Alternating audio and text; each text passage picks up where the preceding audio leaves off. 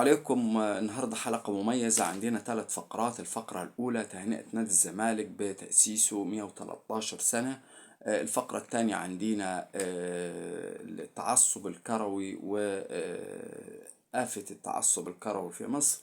والفقرة الثالثة عندنا هنتكلم عن الاستثمار الرياضي. نادي الزمالك نادي الملوك، نادي الفن والهندسة، 113 سنة على تأسيس هذا النادي العريق.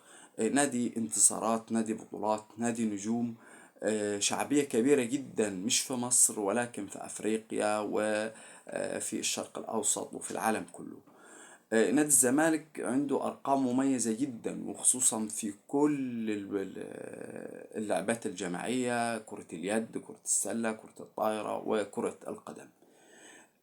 ربما يكون يعني في السنوات الأخيرة نادي الزمالك يعني إلى حد ما في نوع من أنواع التراخي، سوء مجالس الإدارات، لكن يبقى نادي الزمالك عملاق وصرح كبير مع النادي الأهلي.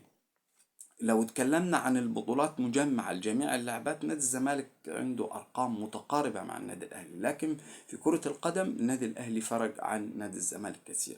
الشيء الوحيد المميز لنادي الزمالك في كرة القدم هو عنده رقمين، يعني أرقام صعبة. الرقم الأول: النادي الوحيد في العالم اللي خد أكبر عدد من البطولات، 7 بطولات في عام واحد 2002.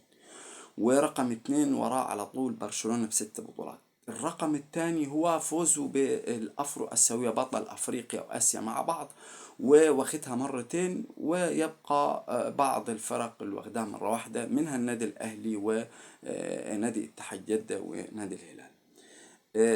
نادي الزمالك نادي ليه جماهيرية كبيرة، ليه شعبية كبيرة، ليه قوة كبيرة في مصر وفي غير مصر.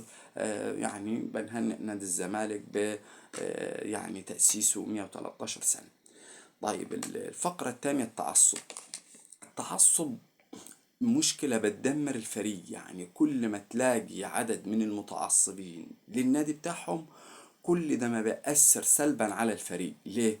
لأني أنت بتشوف أداء سيء، لكن هو أي واحد بيجي يرمي الشماعة على اتحاد الكورة، على التحكيم، على أي شيء ضعيف، فده بيخفي عيوب الفريق. بدل ما الحاجات دي والنقد ده يفيد الفريق، لا، انت كده بتساعد في انهيار الفريق. لولا التعصب لجماهير النادي الاهلي، النادي الاهلي كان خد بطولة كاس العالم للاندية، سواء قبل كده او في هذه المرة. ليه؟ لاني مفيش نقد. فين الهجوم؟ هل معقول النادي الاهلي مفيش مهاجم؟ يعني اذا كنت تتكلم عن مثلا كهربا وهو بيلعب جناح شمال، ومودست مش مهاجم ومفيش مهاجمين، هل النادي الاهلي ما عندوش احتياطي قوي يلعب بيه لما بتلعب في مباراة ما تلاقيش البدلاء اللي هم على نفس درجة اللعيبة الأساسية؟ هل النادي الأهلي ما عندوش ملعب عملاق باسمه؟ يعني هل النادي الأهلي ما يقدرش ينظم بطولة كأس العالم للأندية؟ كله ده يعني نقد، ونقد بناء. ماذا لو أنت رئيس للنادي الأهلي؟ كنت هتعمل أشياء عظيمة، لأن النادي الأهلي مستقر وعنده إمكانيات عظيمة إنه يعمل أشياء عظيمة، ويقدر يجيب أعظم اللعيبة. يعني أنت المفروض تجيب أفضل اللعيبة. عندك استقرار، وعندك نواحي المادية جيدة جدا. فما فيش أي مانع من إنك تقدر تعمل أعلى مستوى. لكن إذا اتكلمنا عن الفروع، 6 أكتوبر، مدينة نصر، لا، كله ده مشاريع بتجيب فلوس. طيب، التعصب شيء سيء، والتعصب بيخليك يعني أنت وقود بيدفعك بيه، زي ما قلنا مجلس الإدارة والجهاز الفني اللي هم بيستفيدوا. يعني فايز بتفرح وهو يفرح، وبيدار العيوب. لا، مهزوم بيلاقي الشماعة وبيكون مجهزها على طول. يا ريت التعصب نبعد عنه، لأنه التعصب سيء. أنا كمشجع بستمتع بالمباراة، بستمتع باللعيبة. لازم يبقى عندي أفضل لعيبة. يعني النادي الأهلي يبقى عنده أفضل لعيبة، والنادي الزمالك يبقى عنده أفضل لعيبة، مش على مستوى أفريقيا وبس، وعلى مستوى الشرق الأوسط كله. ف يا ريت نشوف يعني حل لموضوع التعصب. لازم تحل، يعني لازم تبتدي تسعى للأفضل وللأحسن، من انتصار لانتصار ومن قوة لقوة، ولازم يبقى فيه فريق عالي عظيم عنده أعظم لعيبة. طيب ده الحاجة التانية. الحاجة التالتة الاستثمار الرياضي في مصر. يعني انت بتتكلم، شفنا محمد صلاح عنده يعني يعني تمنه دلوقتي اكتر من 120 130 مليون دولار. انت بتتكلم برضو في مرموش، يعني رقم لاعب صغير، وطبعا ليه مستقبل عظيم جدا، مش اقل من 20 مليون دولار او 30. بتتكلم في تريزيجيه نفس المبلغ، بتتكلم عن ممكن زيزو 15 مليون دولار، الشناوي 15 مليون دولار. يعني في لعيبة كتير في مصر بأرقام.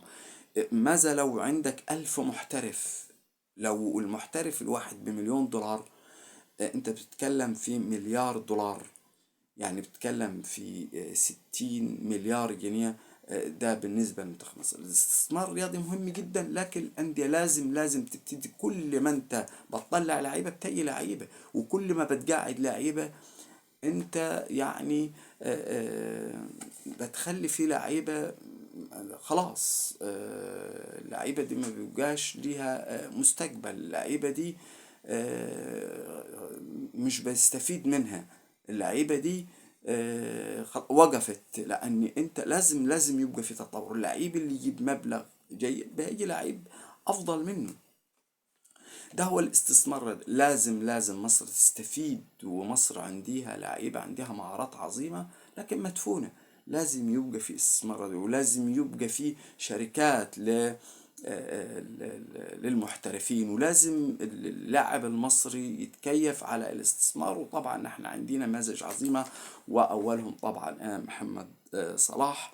الاستثمار الرياضي شيء مهم، وصناعة دلوقتي بقت صناعة عظيمة وجزء من اقتصاد الدول. نتمنى إن شاء الله بإذن الله إن مصر نشوفها في مكانة تانية كبيرة، وده كله مفيد لمنتخب مصر. شكرا.